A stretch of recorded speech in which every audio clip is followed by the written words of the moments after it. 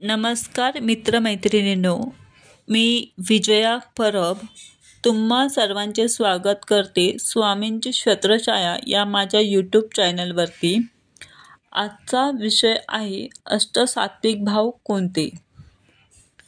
साधारणपणे मुमुक्ष साधनेत किंवा भक्ती करताना त्याच्या अंगावर अष्टसात्विक भाव प्रगट होत असतात।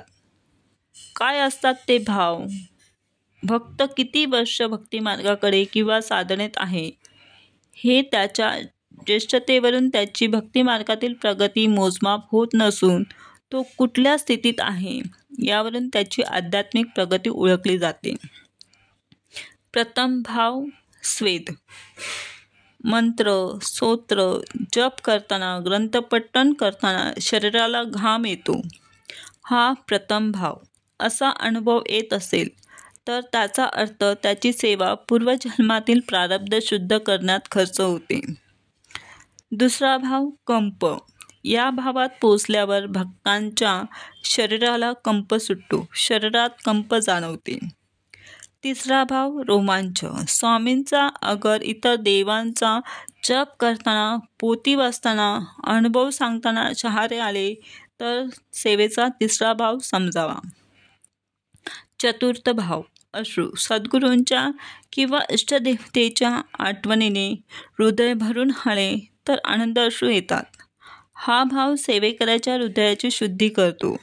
अशा सेवेकऱ्यांकडून सद्गुरूविषयक किंवा देवतेची स्तुतीपर काव्य निर्मिती होते। खरे म्हणजे या भावात गेल्यावर सेवाकाल वाढवायला हवा। निदान एकाच आसनावर बसून 1 तासाच्या वर जप करायला हवा। अशी 1.5 वर्ष साधना केली तर भक्त पंचम भावात प्रवेश करतो। पंचम भाव सात्वती।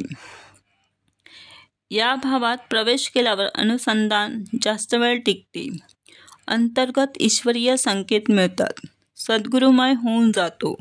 पण सर्वसामान्य माणसे 4थ्या भावापर्यंत या जन्मात पोहोचतात व पुढच्या जन्मात पुढचा आध्यात्मिक प्रवास सुरू होतो। षष्ठ भाव समाप्ती।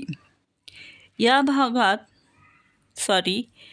भावात प्रवेश झाल्यावर हळूहळू सुख दुःख मान अपमान निंदा स्तुती सर्वसामान्य वाटू लागते। अभिमान अहंकार नष्ट व्हायला सुरुवात होते, सत्वगुण वाढू लागतात। सप्तम भाव असमासक्ती।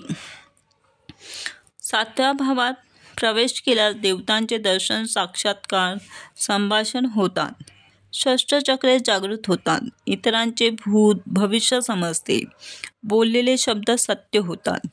या भावात गुरु दुर्लक्ष करतात, साधकाला स्वबळावर आपली प्रगती करावी लागते व जनकल्याणाचे कार्य करावे लागते। अष्टम भाव प्रलय। या भावात साधक ईश्वराशी एकरूप होतो, सिद्ध अवस्था प्राप्त होते।